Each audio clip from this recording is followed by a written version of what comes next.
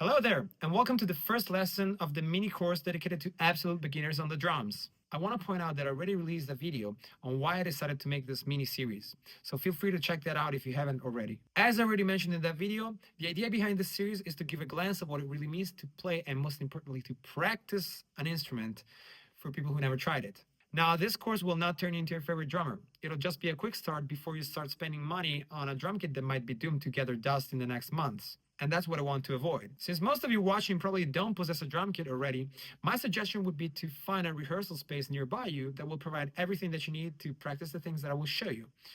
The only thing that you can buy is a pair of drumsticks. That's not that big of an investment. Once you find a place where you can actually play the drums, I really want to encourage you guys to physically relax before you start striking anything.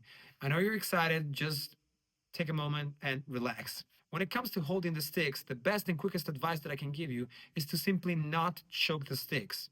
Instead, try to leave a little gap between your thumb and index finger. This could be a very large topic, but we don't have time to cover the whole hand technique here. So just make a little test. If your hands are choking the sticks, they're going to be sounding like this. Instead, if you're holding the sticks but you're not choking them, you should hear a more open and ringing sound like this. Once you're ready with this, go sit at the drum kit. Put your left foot on the pedal that is connected to the stand that stacks the two cymbals together, which is called the hi-hat. And put your right foot on the pedal that is connected to the big drum that you see on the floor, which is called the kick drum or the bass drum. While you can simply close the hi-hat with the pedal, I want you to pay special attention to the bass drum.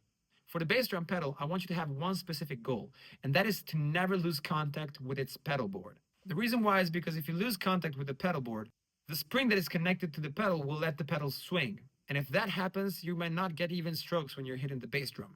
While always try to maintain contact with the pedal board, try to simply pick up your foot from the ground and let the whole leg fall to get the stroke. In order to stay relaxed on the pedal, once you get the stroke, try also not to push the beater into the drum. Now this might get tricky enough already, so before moving on, spend some time trying to get the strokes as I showed you. Okay, now we're ready to play our actual first beat on the drums, which will include the bass drum, the hi-hat, and the snare drum, which at this point should be the drum that sits right in front of you and sounds like this.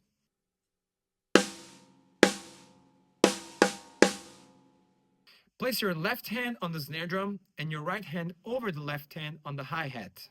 So the first beat that I'm going to show you will just include 4 elements, which will be bass drum with the hi-hat by itself, snare drum with the hi-hat by itself.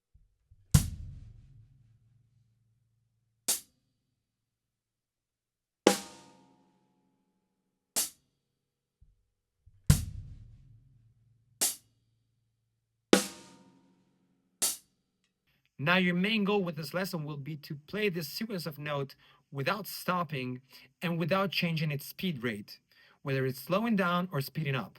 Try to play consistently like this.